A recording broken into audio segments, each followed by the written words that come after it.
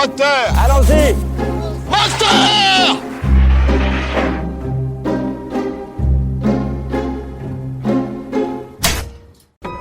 On le croyait détruit, il a disparu en 1939. Voilà, quand ils ont passé leur belle jeunesse aux anciens propriétaires. Ils bossaient avec la police allemande.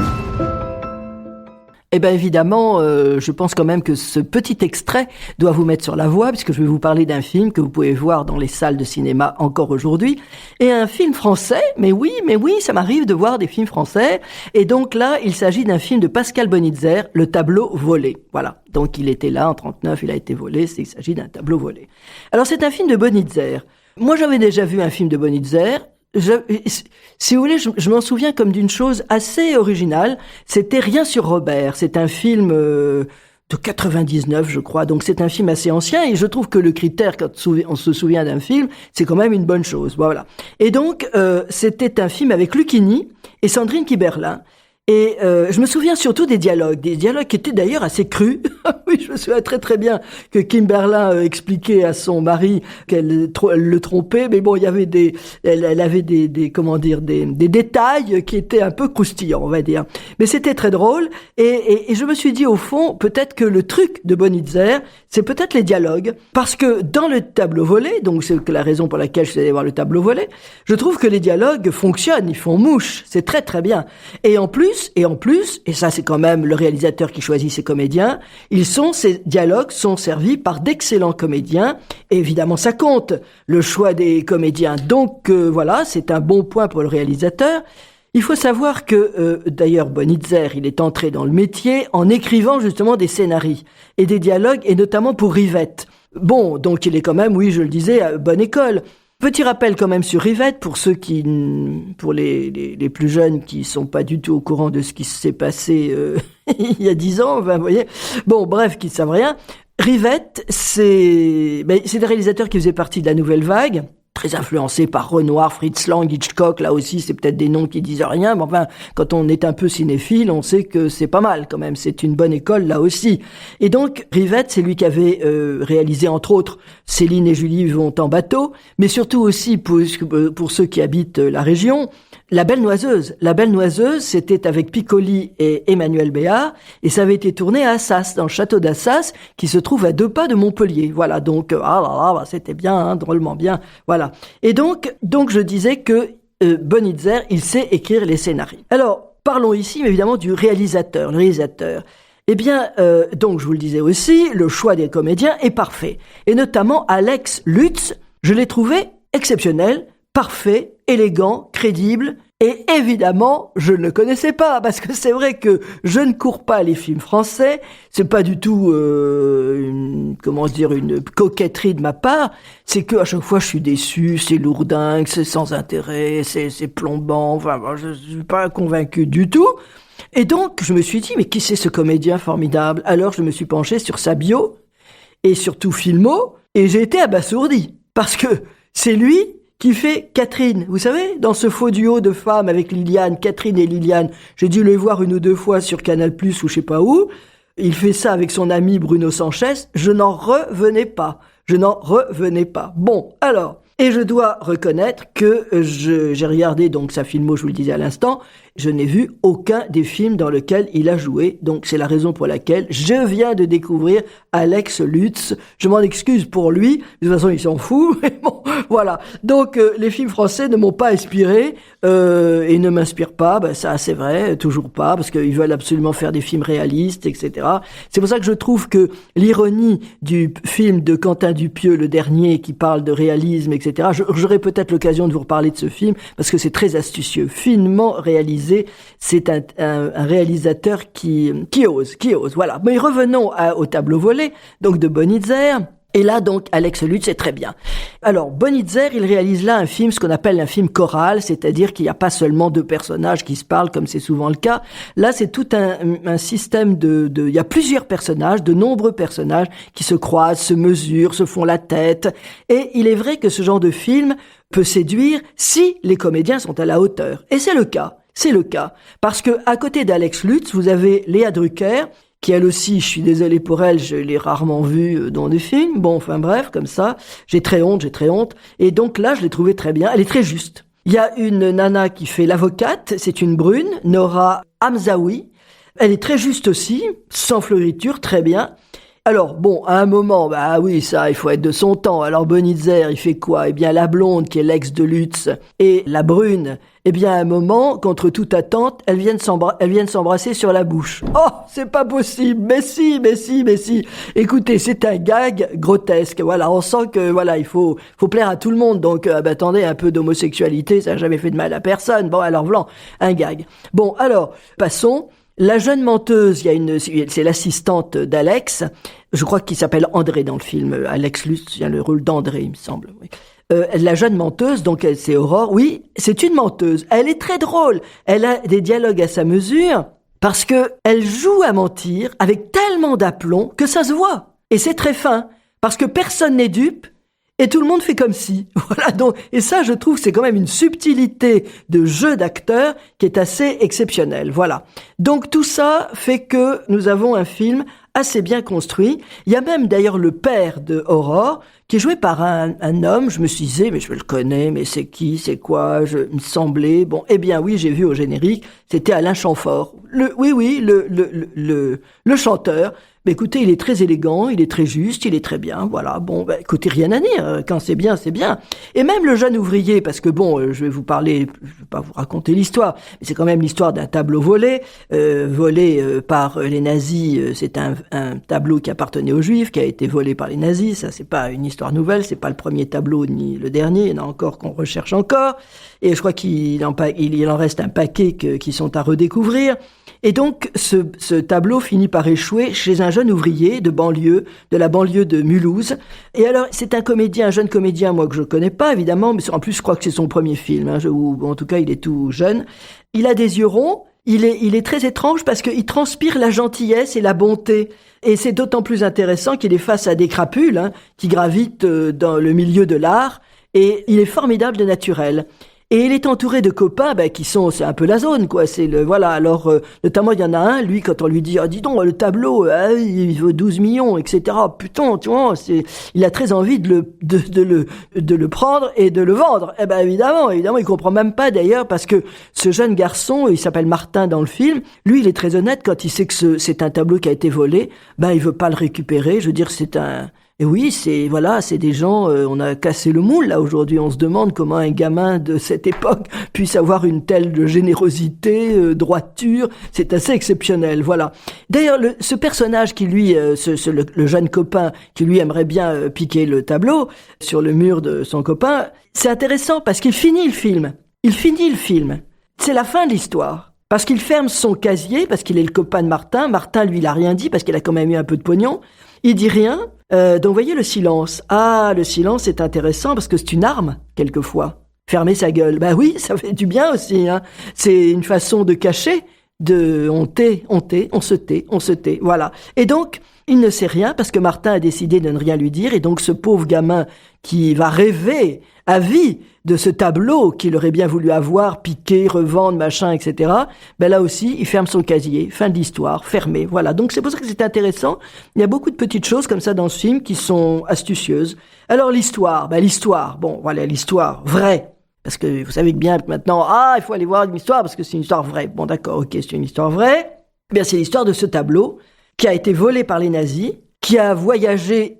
On s'y intéressait pas du tout parce que, comme c'est un tableau d'Egon Schiele, tout le monde, enfin surtout les nazis, considéraient que c'était des tableaux, un art dégénéré. Donc, voilà, quand ils ont voulu s'en débarrasser, ils le donnaient à n'importe qui, notamment des gens incultes, collabos, et c'est comme ça qu'il s'est retrouvé chez un type, vous avez entendu l'extrait de la bande-annonce tout à l'heure, il s'est retrouvé dans une maison, parce que le type avait été collabo, il se retrouvait avec ce tableau, il savait pas ce que c'était, il l'a accroché dans sa salle de séjour, et cet homme a vendu sa maison au viager. C'est la raison pour laquelle ce petit Martin, ce jeune Martin de la banlieue, il se retrouve dans une maison où dans le viager, puisque tout y est, il y a ce tableau. Voilà. Alors, ce qui est très intéressant, c'est que il y a une espèce de hiatus incroyable entre ce tableau qui vaut des millions, évidemment, et il y a un rapport très insolite et dans ce milieu de gens simples de Mulhouse. Et donc, c'est la raison pour laquelle, à un moment, alors c'est pas dit, mais en même temps, on s'en rend compte, Quand vous avez Alex, donc et Léa, qui est jouée donc son ex-femme, ils arrivent. Donc Alex, quand je dis Alex, c'est André, hein, André et sa jeune femme. Ils arrivent, quand ils voient le tableau, ils sont en arrêt devant le tableau. Ils ont un rire, ils ont un fou rire absolument incroyable, très bien joué d'ailleurs. Et ce fou rire, c'est pas une moquerie vis-à-vis des gens innocents. Enfin, il me semble, moi je l'ai pas vu senti comme ça. Mais c'est plutôt le rire d'une situation, un rapprochement inédit. Que ces gens aussi simples aient dans leur salon un tableau aussi cher, c'est invraisemblable, quoi. Et d'ailleurs, on a tous les procédés du rire, évidemment, du comique qu'on avait déjà chez Molière. Hein. Et donc là, et en même temps, le réalisateur va jouer même presque sur le burlesque, parce que quand on donne le prix de ce tableau en disant, ben oui, c'est un vrai, la mère de Martin, elle est off, on la voit pas dans l'image, mais on entend pouf, elle tombe, ben oui, évidemment, elle tombe, mais hors champ, parce qu'elle tombe dans les pommes, vous voyez, elle en tombe elle est tellement stupéfaite, évidemment. Et donc, ce film, évidemment, c'est l'histoire du tableau, mais c'est surtout, ça met en valeur des innocents et des rapaces. D'ailleurs, ça commence avec une première séquence qui est très intéressante, avec une vieille dame. Et là, on m'a dit que cette dame, c'était la mère de Carla Bruni. Bon, pourquoi pas? Moi, je croyais qu'elle était morte. Je suis désolé. Comme dirait ma mère, si tu l'as pas tuée, elle ne voit pas pourquoi elle serait morte. Mais bon, voilà, je ne sais pas. Enfin bref, toujours est-il, peu importe. Chez cette dame, c'est une dame, donc dans un intérieur extrêmement cossu, et des tableaux, des machins, hein. Elle vend un tableau. Et d'ailleurs, ça commence comme ça parce que on voit Alex Lutz, le premier plan, il est penché sur quelque chose, on ne sait pas trop ce que c'est, on découvre après que c'est un tableau, et il en fait l'analyse, donc on comprend c'est quelqu'un qui s'y connaît en peinture et qui essaie de découvrir, est-ce que c'est un expert ou un spécialiste, je ne sais pas. Et donc, elle a le verbe haut, cette dame, et alors elle dit à un moment, il faut faire confiance au commissaire-priseur comme à son chirurgien esthétique. Je trouve que c'est assez malicieux parce que juste après, elle annonce « Je suis aveugle ». Ben oui, voilà, c'est ça, tout est dit. Et donc, vous voyez le dialogue de Bonitzer qui est quand même très drôle. Donc, c'est une scène très cocasse. Elle annonce par exemple qu'elle va déshériter sa fille. Elle veut déshériter sa fille parce que sa fille, elle ne fait que fréquenter des noirs. Et ça, c'est absolument insupportable. Elle ne le supporte pas. Alors, elle fait tout un numéro là-dessus.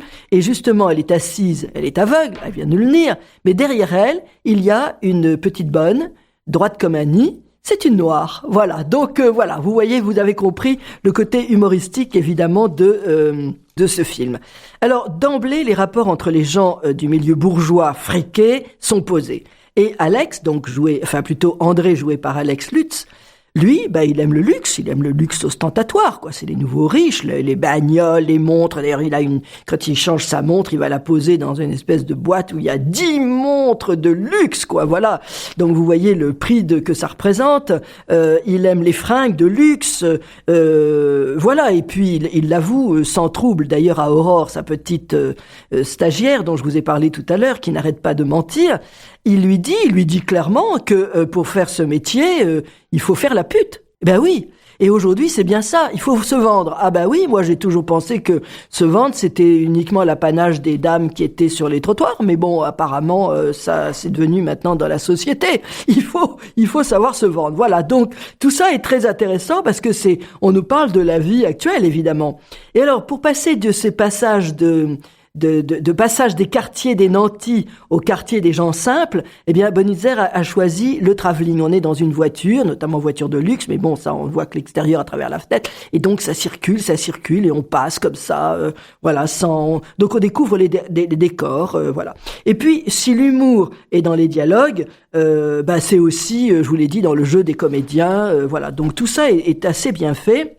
Et entre tous, il n'y a que des mensonges, des vacheries, notamment Alex, qui est donc un vendeur spécialiste, etc., dans le monde des arts. À un moment, c'est son anniversaire ou pas, je ne sais pas, mais enfin, il a un de ses collègues qui lui offre un livre. Ah c'est formidable. Et vous savez ce que c'est que le livre? Eh bien non, c'est l'art de ramper. Tout est dit. Voilà, l'art de ramper. Et d'ailleurs, des mots doux s'échangent entre eux. Je t'admire, mais je ne t'estime pas. Retenez quand même cette formule parce que c'est bien, on peut la dire de temps en temps, je t'admire mais je ne t'estime pas. Bon, alors il y a une autre séquence d'ailleurs où à un moment il y a aussi un faux père, enfin on se raconte des grands coups, c'est le mensonge le plus total. Et au fond, Aurore, cette jeune stagiaire qui ment, par ses mensonges on comprend que c'est qu'elle a en elle une blessure, c'est que son père, on a menti à son père et c'est la raison pour laquelle, alors qu'il avait un commerce de livres anciens, il a été dépossédé de tout. Voilà, c'est parce qu'il y avait autour de lui des rapaces. Elle ment pour tout, pour ses clés, pour ne pas ouvrir à son père. Lui, il a très bien compris comment elle fonctionnait. Mais elle a par exemple un manteau, elle peut pas dire si elle l'a acheté ici ou là, on lui a donné. Enfin, voilà, c'est constant. Et donc, je crois que le père, lui, effectivement, il a compris. Et parce qu'il essaie de lui donner une sorte de philosophie de la vie, mais elle n'écoute pas, parce qu'elle a vécu ça méchamment. Dans la vie, il dit, il faut tout revoir à la baisse. Malheureusement, hein, je pense que vous comprenez, tout le monde comprend ça. Quelquefois, il faut revoir à la baisse. On a de grandes ambitions, de belles idées, d'idéales idées, et puis tout d'un coup, voilà, comme on n'est pas aidé, parce qu'il y a des gens qui, au passage, vous ont piraté tout, eh bien, c'est lui, c'est ce qu'il a essayé de faire. C'est ce qu'il a fait, à cause d'une entourloupe, évidemment. Voilà, donc, vous l'avez compris, c'est un film extrêmement réjouissant. Le monde des affaires est assez sordide. Et si Alex, d'ailleurs, lui-même, il a du mal à se gendarmer parce que vous avez l'avocat de la famille qui commence à dénigrer le tableau quand il le voit en disant « ben non, c'est pas tout à fait ça, c'est pas... » pour baisser les prix. Voilà, donc c'est pour ça que Aurore, elle comprend l'astuce, parce que c'est ce qu'on a fait à son père. Donc elle a parfaitement compris. Et donc Alex, eh bien quand il vit et il se bat avec son même monde d'affairistes, il n'a qu'une envie, c'est il a besoin de se calmer et il va boire des verres de malt bien tourbés. Je trouvais ça assez sympa. Oui, c'est vrai. Il faut un alcool un peu fort, voilà. Et voilà, donc ben oui, je comprends ça. Et donc finalement, ce film, bon, certes, c'est pas un chef-d'œuvre absolu, mais c'est un film extrêmement bien mené, intelligemment, réjouissant, une comédie assez bien tournée, avec un montage assez tonique, des décors bien trouvés, et puis c'est surtout des comédiens qui ont de la présence et qui savent dire des textes. Bon, alors donc voilà, là c'est peut-être ce qu'on appelle la qualité française. Vous savez que cette qualité française que les gens de la nouvelle vague ont balayé, vous voyez tous ces réalisateurs René Clair, Claude Anton-Lara, etc., c'était la qualité française. Il n'aimait pas, il trouvait que non. Bon, enfin bref, je vais pas rentrer dans le détail, je vous en ai déjà parlé suffisamment parfois. Et donc, ben oui, l'élégance française, ça existe. La finesse, quoi, c'est un peu comme une conversation et ces vacheries qu'on s'envoyait au XVIIIe siècle. Voilà, donc, eh bien, on est dans cet art de la conversation, finesse et élégance, mais au service de vacherie. Et le monde dépeint dans ce film est horrible, comme il l'a été jadis autour de ce tableau. Et ça continue. Un tableau volé, le tableau volé, voilà, c'est le cœur du sujet. On vous le vole. Ben oui, on nous vole tout, quelquefois. Voilà, bon, on va pas extrapoler, restons optimistes. Bon, mais en revanche, on va écouter tout de suite la bande-annonce, je crois que ça s'impose. Un commissaire-priseur, c'est comme un chirurgien esthétique. Il faut lui faire confiance. Je suis maître German. Elle demande une expertise pour authentifier un Egon Schiele que possède un de ses clients. 99%, c'est un faux. Le garçon est ouvrier chimiste. Ouais, c'est presque un gosse. Ils sont morts de trouille. Bonjour. Bonjour. Bonjour.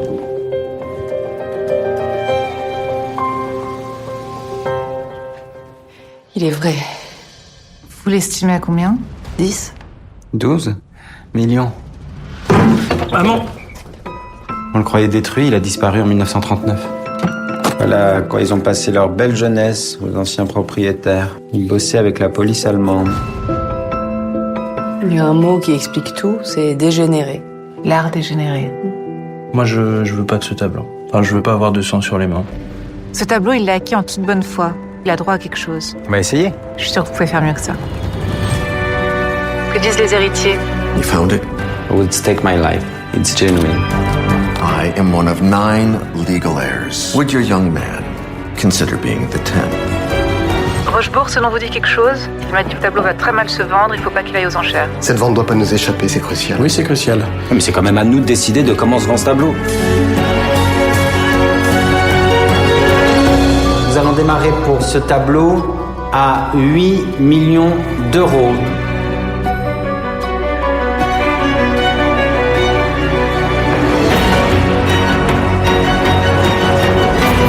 veux bien du champagne.